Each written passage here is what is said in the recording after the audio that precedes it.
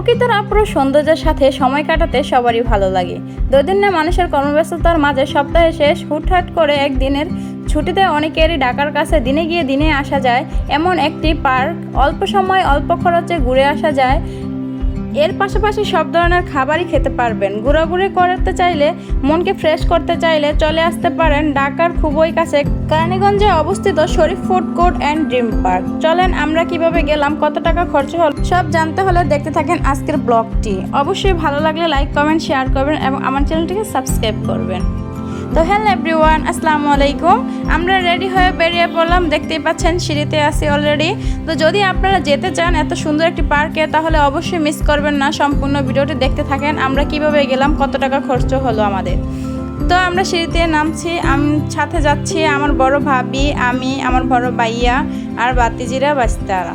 এই আমরা রিক্সাতে উঠে গেলাম, দেখতেই পাচ্ছেন। আমরা অটো রিক্সাতে উঠেছি, এই যে দেখতে পাচ্ছেন। আমরা ভাইয়া হচ্ছে সামনে বসেছে অটোতে। এখান থেকে আমাদের যেতে প্রায় সময় লাগবে কতটুকু অবশ্যই গিয়ে আমরা জানাবো। তো দেখতে থাকেন।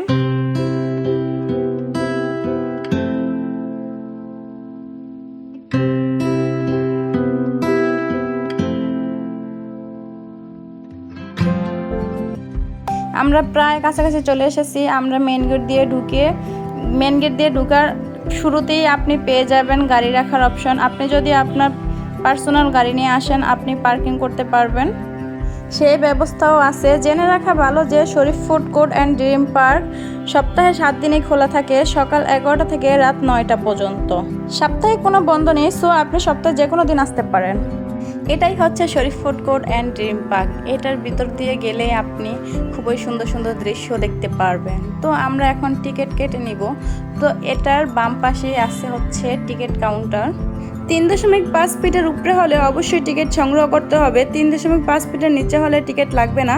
এছাড়া সবার জন্য 50 টাকা দিয়ে টিকিট নিতে হবে। এই যে ভাইয়া আমাদের টিকিট কেটে নিয়ে এসেছে। আমরা 3টে টিকিট কেটে নিলাম 50 টাকা করে। এখন টিকিট চেকিং হবে। চেকিং প্রসেসিং শেষ করে আমরা ভিতরে প্রবেশ করব। প্রবেশ করার পরে হাতের ডান দিকে যদি চলে যান, ওই দিকে গেমিং জোনটা আর কিডস জোনটা দেখতে পাবেন। তো আমরা ওই দিকে যাব না, আমরা হাতের বাম দিকে চলে যাব।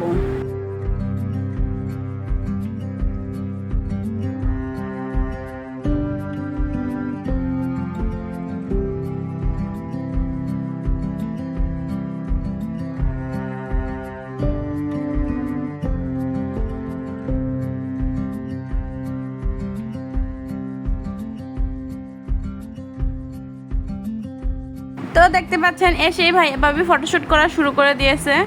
তো আমরা এখন এই গেট দিয়ে প্রবেশ করব। দেখেন গেটের সাইডে আছে চেয়ার, এখানে আপনি বসে রেস্ট নিতে পারেন, গল্পগুজব করতে পারেন। তো আমরা গেটটা দিয়ে হাঁটতেছি।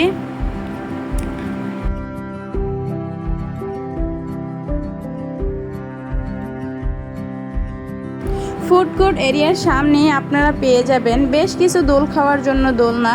এখানে বসে দোল খেতে খেতে প্রকৃতির সাথে সময় কাটাতে পারবেন। আরও এখানে রয়েছে বেশ বড়সড় একটি নাগরদোলার পাশের রাইডেই পেয়ে যাবেন দৃষ্টিনন্দন করার মতো বেশ সুন্দর পানির ফ্রক। আর এখানে রয়েছে পাখির ভাস্কর্য এবং বক। পানির সৌন্দর্য উপভোগ করার পর সামনের দিকে এগিয়ে গেলে নাগরদোলা রাইডের পাশে পেয়ে যাবেন বেশ সুন্দর একটা লাভসেবে। চাইলে এখানে দাঁড়িয়ে ফটোশ্যুট করে স্মৃতিময় করে রাখতে পারেন। আর এই পাশেই পেয়ে যাবেন বেশ কিছু প্রজাপতির ডানার মতো ভাস্কর্য। এর সামনে রয়েছে বাচ্চাদের খেলা করার বেশ কিছু রাইড এবং বড়দের জন্য বেশ কিছু রাইড। তো চলুন আমরা কোন কোন রাইডে উঠব।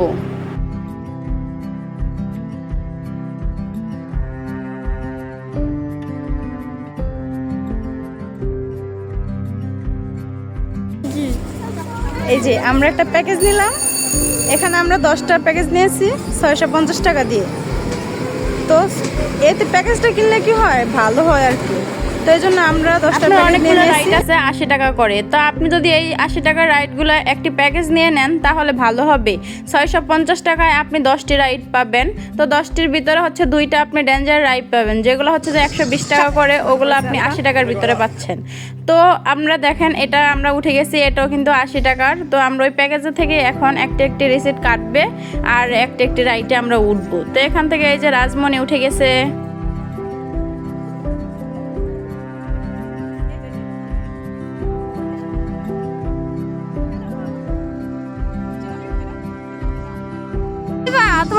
লাগলো ঘুরে? ভালো লাগছে?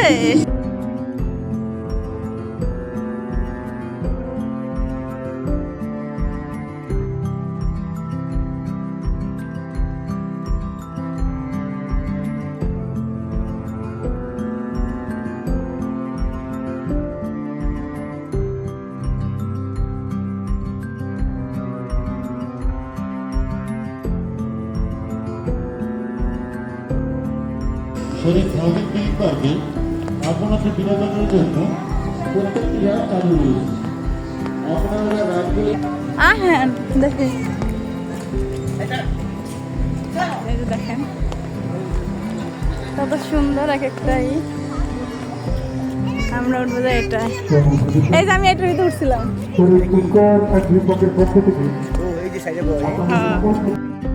এটা হচ্ছে জম্বি ভূতের বাড়ি দেখতে পাচ্ছেন। এখন আমরা আগে বাচ্চাদেরকে আনন্দ দিব, পরে হচ্ছে যে আমরা উঠবো। এই রাইডগুলো কিন্তু 80 টাকা করে। তো আপনি যদি প্যাকেজটি কিনে নেন, দেখেন আপনার কত ভালো ভালো হচ্ছে না। তো আমরা একটা প্যাকেজে নিয়ে নিয়েছি, সবগুলোর ভিতরে উঠতে পারতেছি। 10টার ভিতরে উঠবো আমরা, মানে একটা উঠলেই একটা কাটা। তো এখন আমি উঠবো এই যে ফিলফল, এই রাইডটায় আমি উঠবো, দেখতে থাকেন। আমার জন্য সবাই দোয়া করবে, আমার জন্য কিছু না হয়ে যায়।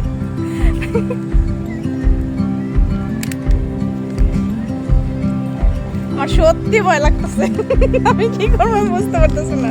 আমার সত্যি ভয় লাগতেছে। মুহাম্মদ রাসূলুল্লাহ, আপনি রক্ষা করেন গো মাবুদ আল্লাহ আল্লাহ। এই যে এখন আমাদেরকে উপরে নিয়ে যাওয়া হচ্ছে, এরপরে হচ্ছে যে হঠাৎ করে ছেড়ে দিবে আর কি। এটা হচ্ছে যে পড়ে যাওয়ার মতন একটা ফিল আসে। আর আমার আজকে খুবই ভয় লাগতেছিল, কারণ পুরো ইতে ছিলাম আমি আর আমার ভাইয়া, আর কেউ ছিল না। খুবই লোক সংখ্যা খুবই কম ছিল সেদিন।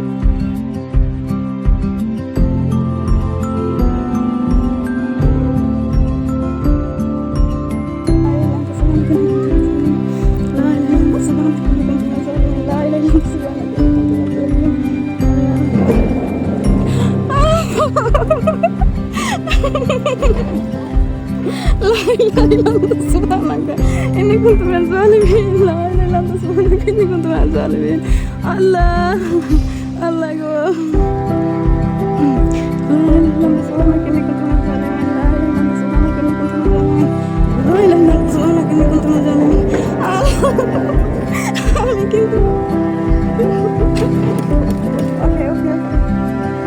আবার উঠে গো মা, আমি তো ভাবছিলাম নামায়া দেব, আমি ভাবছিলাম নামায়া দেব। আবার উঠে গো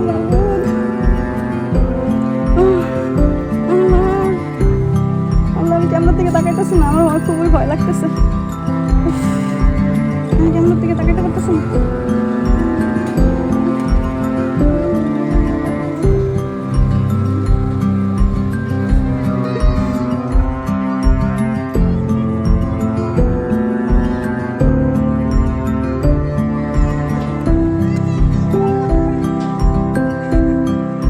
এই যে এটা হচ্ছে আমার ভাইয়া এই পাশে বসেছে, আমি ওই পাশে বসেছি। তো আমরা দুজনেই ছিলাম, বেশি লোক ছিল না, এর জন্য হচ্ছে যে বেশি ভয় লাগতেছিল। আমি আরেকবার উঠেছিলাম, তখন খুবই এনজয় করছিলাম, আর এখন ভয় লাগতেছিল একা একা দেখা। তো দেখতে থাকেন, উপরের ভিউগুলো খুবই সুন্দর ছিল, যেগুলো আমি নিতে পারতেছিলাম না আর কি। আমার খুবই ভয় লাগতেছিল।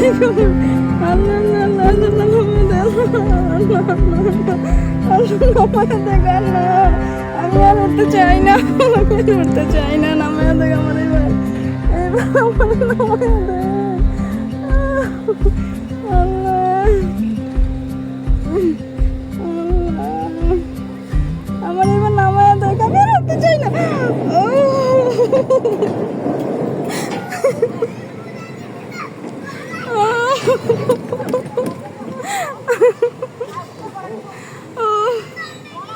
আল্লাহ গো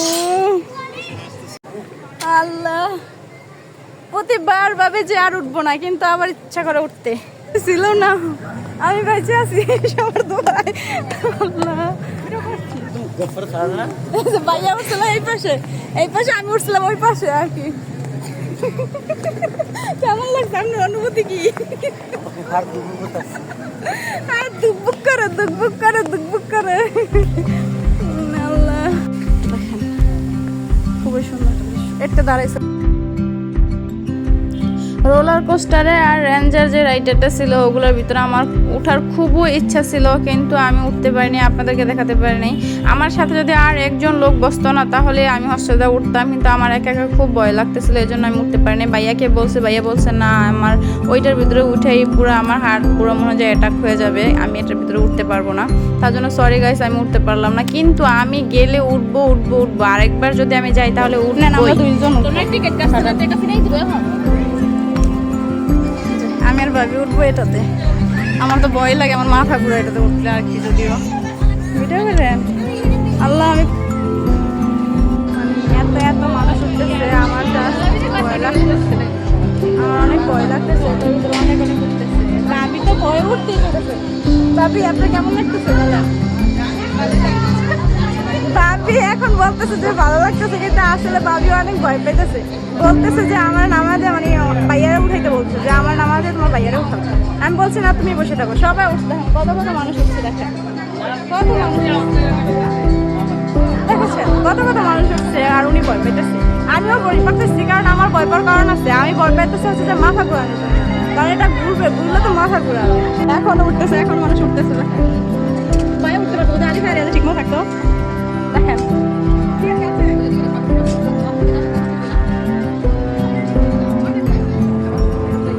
সেফটি ভাবি দেয়, তারপরে অনেক ভয় লাগতেছে, সেফটিটা দিয়ে দেয়, তারপরেও ভয় লাগার বিষয় আছে। আমি দোলা শুরু করে দিয়েছি অলরেডি, রইব নাকি ভিডিও শুরু করে দিচ্ছি। অনুমতি জানাইবেন, এমনি দিলে অনুমতি জানাইবেন। আল্লাহ, প্রত্যেকের হাতে সামনে থাকা ল্যাম্পারটি শক্ত করে ধরুন।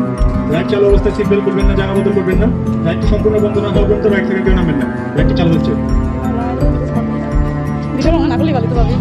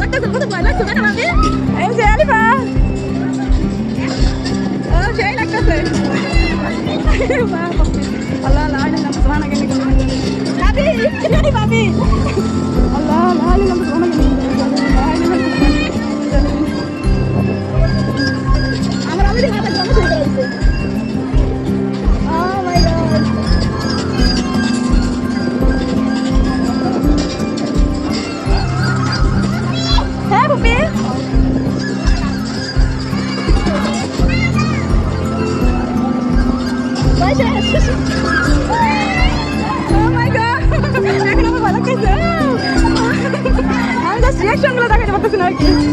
আমি কি করবো বলেন, গরমে শুকিয়ে যেতেছে গা। আল্লাহ,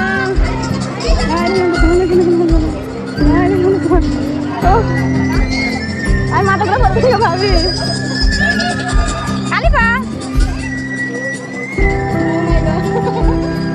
ভাবি অনুমতি বলো।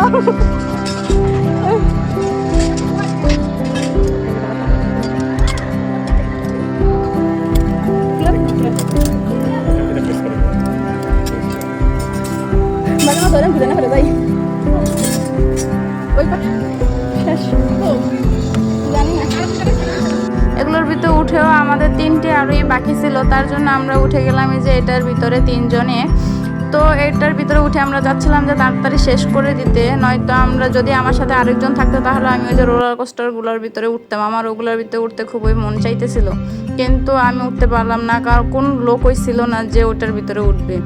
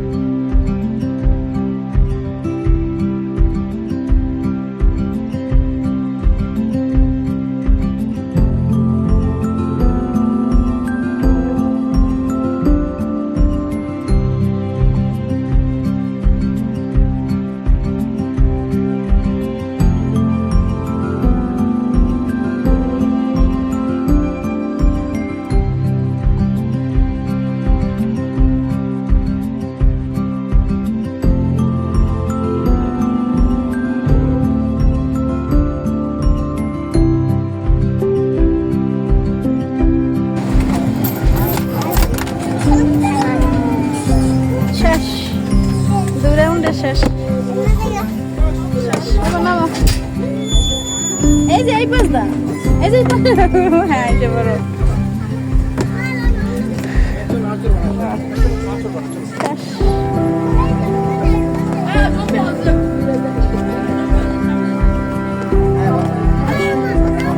ঘোরা শেষ, আমরা ঘুরে ফেলেছি আর কি।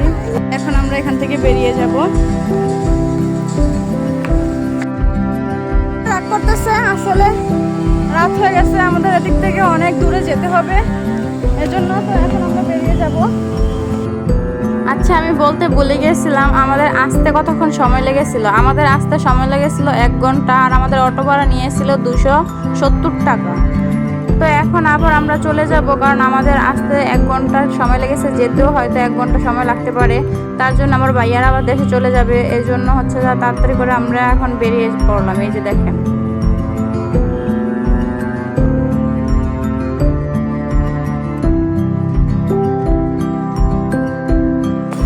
বেরিয়ে এসে এখন আমরা গাড়ির জন্য অপেক্ষা করতেছি। এই যে চুপ চুপ চুপ, আমরা গাড়িতে আবার উঠে গেছি, এখন চলে যাব। সবাই ভালো থাকবেন। এই তো আমরা বাসায়ও এসে পড়লাম, দেখতেছেন সিঁড়ি দিয়ে উঠতেছি। তো খুবই ভালো লাগলো আজকে। সবাই ভালো থাকবেন, সুস্থ থাকবেন। এতক্ষণ ভিডিওটি দেখার জন্য থ্যাংক ইউ সো মাচ সবাইকে। আল্লাহ হাফেজ।